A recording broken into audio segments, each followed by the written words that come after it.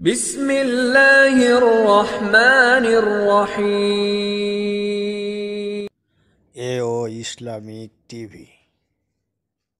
জানি sir grammar আরবি সে অনুযায়ী ব্যবহার করা হয় জীবিত মানুষদের জন্য। সুতরাং কোরআন শোনানো লাগবে এখন কাদের সামনে? জীবিত মানুষ। বলেন তো কাদের সামনে? তো পরিবেশ আমরা এমন জায়গায় নিয়েছি, এখন জীবিত মানুষদেরকে এখন কোরআন শোনাতে গেলে ঝামেলা, মরে গেলে কোরআন পড়ে অসুবিধা। আরে ভাই, মরে গেলে কোরআন পড়ার কোন নিয়ম নীতি আছে? যে পড়বে তার সওয়াব হবে। যে লোকটা মারা গেছে ও যদি কোরআনের উপরে না চলে, কোরআন ওর লাশের সামনে না, ওর বুকের উপরে ছড়িয়ে পড়লো কাজ হবে। হ্যাঁ, আওয়াজ মন মতো হচ্ছে না ভাই? আওয়াজ কানে রাখবে, তোমার গলা এমনিতে দেখতে পাচ্ছেন অবস্থা ভালো না। বারবার যদি আপনার সাথে কথা বলা লাগে, আওয়াজ যেন কানে আসে।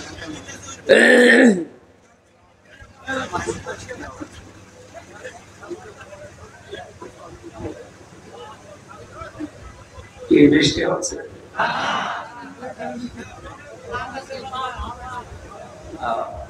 বাতাস হচ্ছে। আমরা কোরআনে কারিমের আয়াত থেকে দুইটা তথ্য পেলাম। এক নম্বরে কোরআন শোনাতে হবে জীবিত মানুষদেরকে। ব্যাখ্যা বিশ্লেষণ করে নবীজি এখন বেঁচে থাকলে এই গাজীপুরের কাশিমপুরের এই রাস্তা দিয়ে যদি হেঁটে যেতেন, উনি যদি এই মঞ্চে বসে বলতেন গাজীপুরবাসী আসো, কোরআনে কারিম আল্লাহ আমাকে যেটা দিয়েছে আমি ব্যাখ্যা করে তোমাদেরকে শোনাই, আপনারা বসতেন না? হ্যাঁ বলেন। এখন নেই, ওই দায়িত্বটা এখন আলেমদের উপরে। আমার নামে যেহেতু আলেম লেখা আছে, সুতরাং ওইটা আমি একটু পেয়েছি। ওইরকম মন নিয়ে আমি এখন অ্যাডভার্টাইজ করবো, ডেলিভারি দেবো। আপনাদের উচিত হচ্ছে আজকের কথাগুলো নিয়ে বাড়িতে যে চিন্তা ভাবনা করা। এই কথা বলে না, স্থান কাল পাত্র ভেদে কথা বলা দরকার। বাস্তবে বিশেষ করে বাংলাদেশে আমরা নামধারী মুসলমানেরা টুপি মাথায় চালাতে এই মানুষগুলোকে আরম্ভ করেছি, গভীর কিছু বিষয়ের বাস্তবতা এখনো আমরা জানি না। গতকাল প্রধানমন্ত্রী 14 দলের বৈঠকে যে কথাগুলো বলেছিলেন সর্বশেষ, আপনি তো এখনো তার কথা আকার ইঙ্গিত, তার আকাঙ্ক্ষা যেটা, এটা এখনো বোঝেননি। অনেকালকে জানিয়েছিল পার্বত্য চট্টগ্রামের কয়েকটা জেলা এবং মায়ানমারের কিছু অংশ নিয়ে সাদা চামড়ার কিছু মানুষেরা নীরব আন্দোলন চালিয়ে যাচ্ছে। ইন্দোনেশিয়ার পূর্ব তৈমুর এবং দক্ষিণ সুদানের মতো তারা স্বাধীন খ্রিস্টান রাষ্ট্র ঘোষণা দেবে। এই জন্যই তারা এয়ারবেস তৈরি করছে।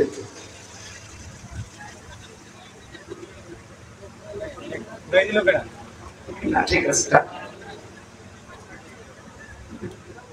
আর আমরা আছি নবী জন্মের পর থেকে নবী ছিলেন না, তবে দুনিয়া তৈরি হওয়ার আগ থেকে নবী ছিলেন না, 40 বছরে নবী ছিলেন। আরে ভাই, এটা কি মরণের পরের কোন সাবজেক্ট?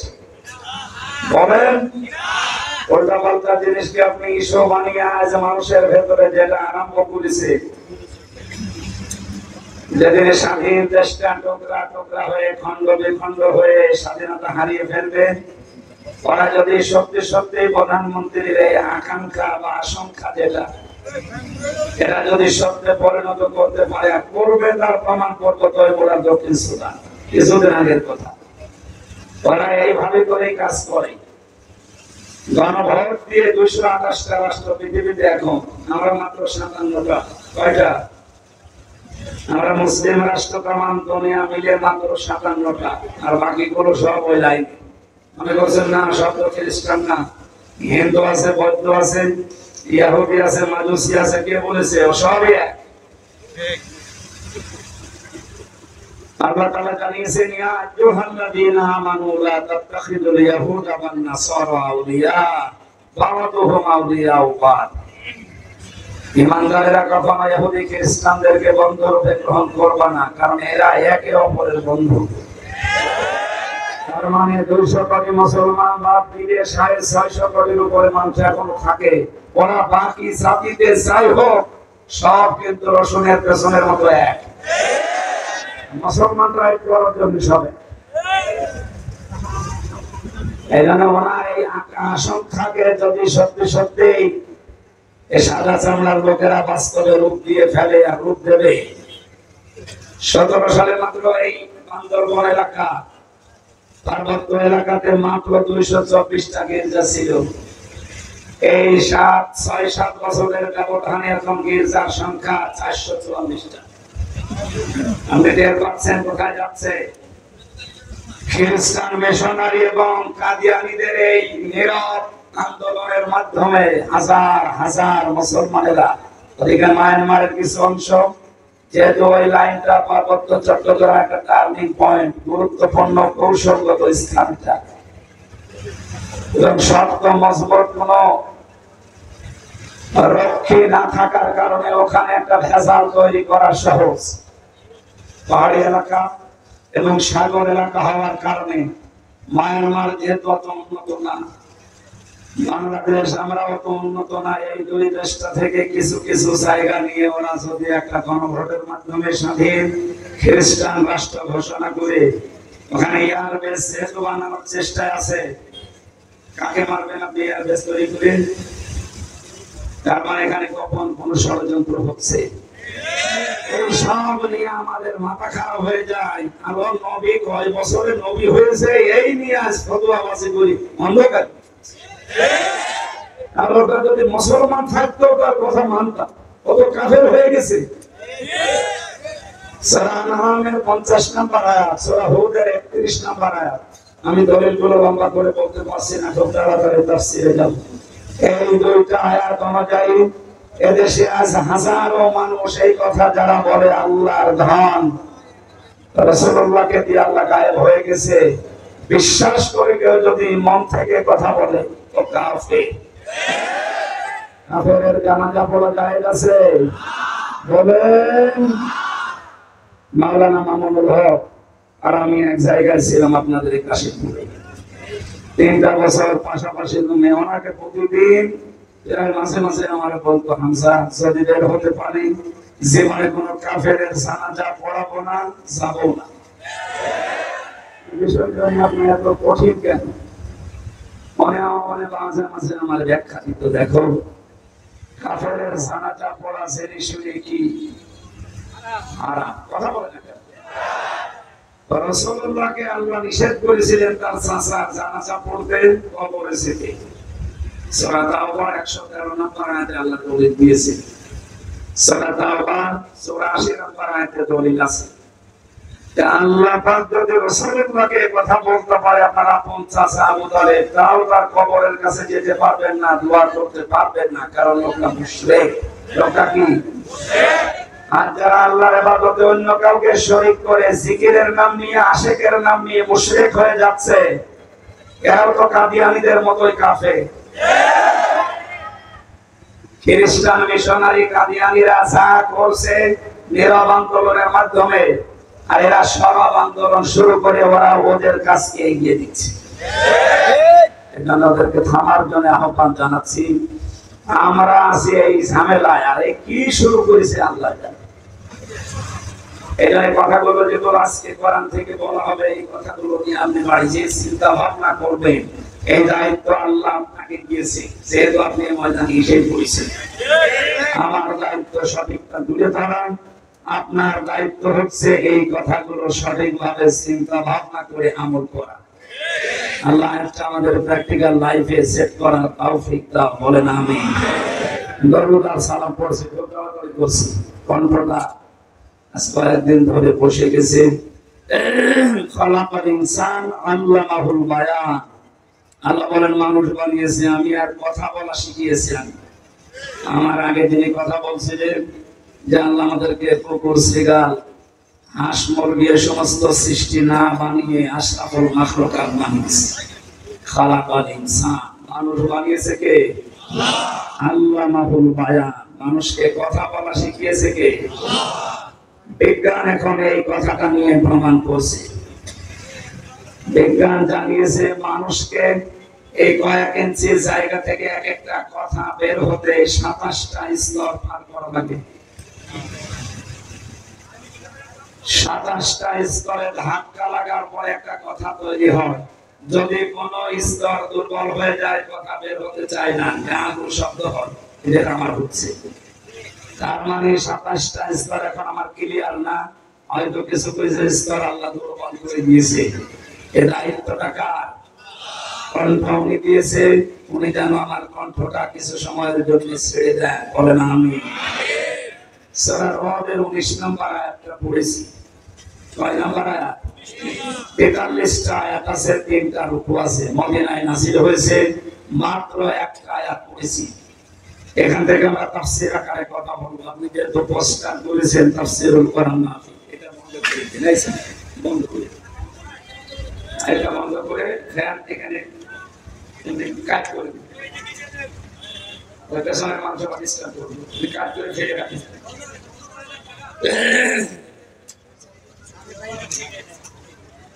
আমার ভাইরা, কোরআনে কারীম থেকে কথা শুনতে হলে আমি এর আগে বহু তাফসীর মাহফিলে বলেছি 5টা বিষয় খেয়াল করা লাগে। কয়টা? এটা যেহেতু ওয়াজ মাহফিল না, ইসালে সওয়াব না, মিলাদ মাহফিল না, ওরস শরীফ না, নওরস শরীফ না, খসরস শরীফ না, এটা তাফসীর মাহফিল। আর তাফসীর করেন সরাসরি রাসূলুল্লাহ। রাসূলুল্লাহ এখন নেই, ওই দায়িত্ব এখন রাসূলের ওয়ারিসদের। এটা বড় আমানত। এই আমানতটা যদিও আজ অনেকে উল্টা পাল্টা করে নাচানাচি করে নষ্ট করে ফেলেছি, আমরা এটা নষ্ট হতে দিতে চাই না। যতটুকু পারি হক আদায় করে এখান থেকে কথাগুলো ডেলিভারি দিতে চাই ইনশাআল্লাহ। কণ্ঠটা আল্লাহ তোমার কাছে আমি ভিক্ষা চাচ্ছি, একটু ছেড়ে দাও, জবান করে পড়ে আউযু বিল্লাহি মিনাশ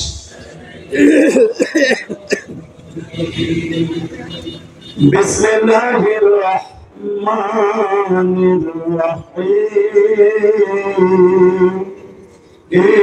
রহিম আফামান ইয়ালামু আন্নামা উনজিলা ইলাইকা মির রাব্বিকাল হক কামান হুয়া আ'মা ইন্নামা ইয়াতাযাক্কারু উলুল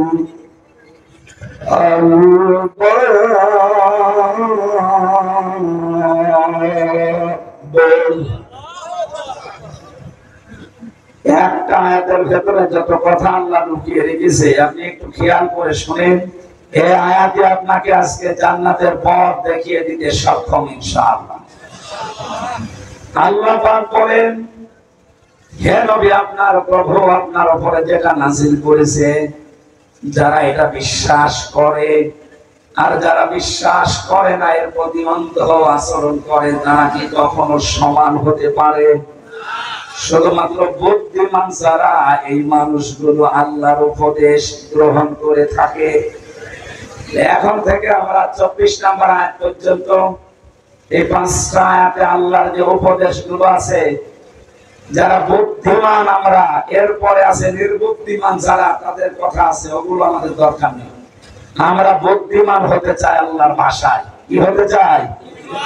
আল্লাহর কোরআন থেকে এই 5 আয়াতের তাফসীর শোনার মাধ্যমে আমরা যেন বুদ্ধিমান হয়ে মজা থেকে বিদায় নিতে পারি, বলেন আমি। বুদ্ধিমান কারা? বেশি দিন ক্ষমতা আছে যারা, বিভিন্ন কায়দা করে তারা, টাকা পয়সার মালিক যারা, বৈধ অবৈধ দেখা দেখি নেই তারা, বলেন।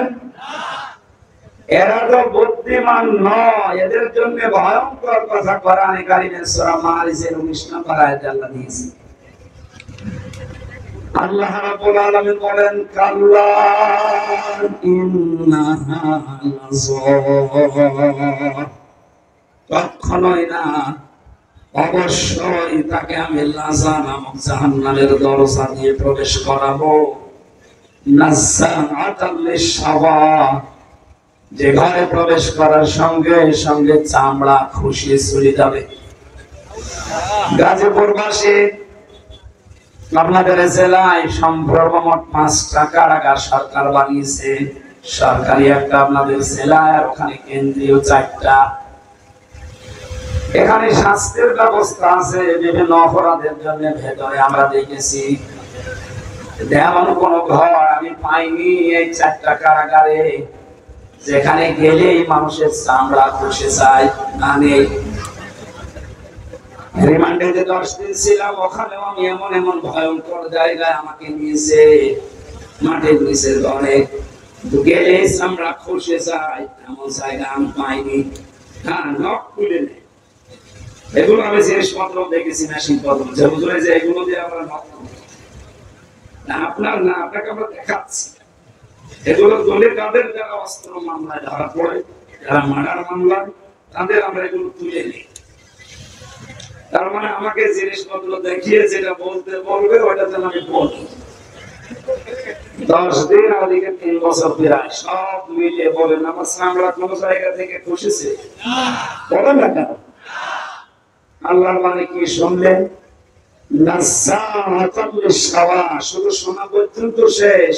এটা বাস্তবে নিয়ে যান তো কত কঠিন বিষয়টা। বাংলাদেশ না এশিয়া মহাদেশের ভেতরে সবচাইতে বড় কঠিন এবং ভয়ঙ্কর জেলখানার নামে কাশিমপুরের হাই সিকিউরিটি 4 নাম্বারটা। এর ভেতরে 7টি বিল্ডিং আছে। সবচাইতে বড় মারাত্মক জায়গা এটা। 24 ঘন্টা তালা লাগিয়ে রাখা। এত কঠিন জায়গায় থাকার পরও আমাদের চামড়া ওঠে না। খাবার দাবার সমস্যা ছিল, ঠিক আছে। এবার বলেন আল্লাহ যে বর্ণনা দিলেন, যে ঘরের কথা বললেন, কিভাবে আল্লাহ বানিয়েছে যে সেখানে গেলে আগে চামড়া খসে যায়? তার মানে ওখানে এরকম মেশিন পত্র লাগানো আছে। কথা বলেন। এই ভয়ঙ্কর জায়গায় আল্লাহ প্রবেশ করাবেন কাদেরকে?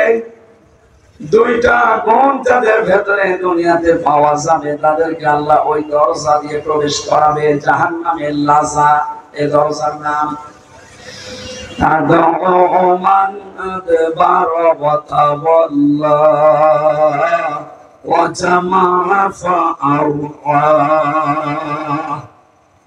1 নম্বরে যাদেরকে সত্যের দিকে আহ্বান করা হয়, সত্যকে সত্য জানার পরও যারা পৃষ্ঠ প্রদর্শন করে মুখ ফিরিয়ে চলে যায়।